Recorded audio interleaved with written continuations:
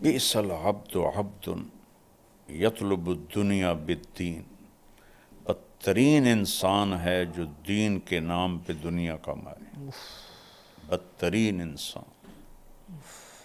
اللہ میری حفاظت فرمائے، ہم سب کی حفاظت فرمائے۔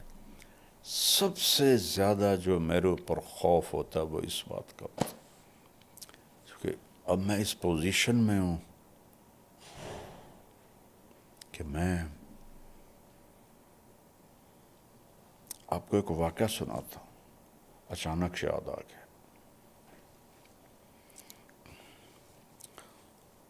اور یہ واقعہ ہے بیٹا 1974، ہمارا سبق ہو رہا تھا حیات الصحابہ کا، سردیوں کا زمانہ تھا، اور لڑکوں کی نگرانی کے لیے مطبخ کے اندر ایک سبق ہوتا تھا کہ لڑکے مہمانوں کے لیے روٹیاں بناتے تھے، تو مطبخ والوں نے شکایت کی کہ یہ ہمارے قابو نہیں آتے آپ کے شاگرد، تو پھر 2 گھنٹے سبق ہوتا تھا، ایک استاد روزانہ وہاں بیٹھتا تھا۔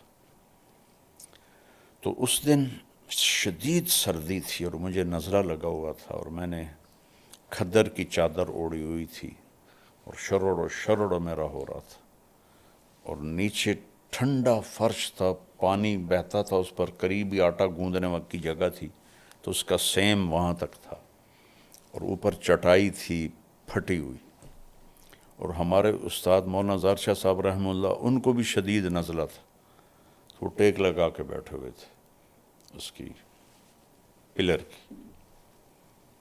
تو ہم سردی سے ایسے بھیڑ کی طرح سکڑے ہوئے تھے، چونکہ برآمدے میں سبق ہوتا تھا، ٹھنڈی ہوا آ رہی تھی، تو کبھی کبھی مولانا ترغیب دیتے تھے، تو سبق میں کوئی بات آئی اور انہوں نے ترغیب دی، اس میں ایک جملہ بولا، رائمنڈ کی نسبت کو بیچنا نہیں۔ میرے اب بھی آنکھوں میں آنسو ہیں کہ پتہ نہیں باقی لڑکوں کا کیا تاثر تھا، میرا رد عمل تھا۔ میں نے کہا اس میں بیچنے والی چیز کیا ہے؟ تو مجھے اپنا تو پتہ ہے، مجھے باقیوں کا نہیں پتہ، کہ میرے اندر ایک رد عمل پیدا ہوا، ویچن والی شے کیڑی، برے حال تے بانکے دیاڑے جو پنجابی میں کہتے ہیں، اس میں کون سی چیز ہے بیچنے والی؟ تو چند سالوں بعد مجھے پتہ چلا کہ میں بیچ سکتا ہوں، میں کیش کر سکتا۔ وہ میرے ساتھ اللہ نے وہ کر کے دکھایا کہ تو کہتا تھا کہ کیا چیز ہے بیچنے والی، تو بیچ، اب بک سکتا ہے تیرا سودا۔ یہ میں اللہ سے بہت رو رو کے مانگتا ہوں کہ یا اللہ دین بیچنے والوں میں نہ مجھے اٹھا دینا۔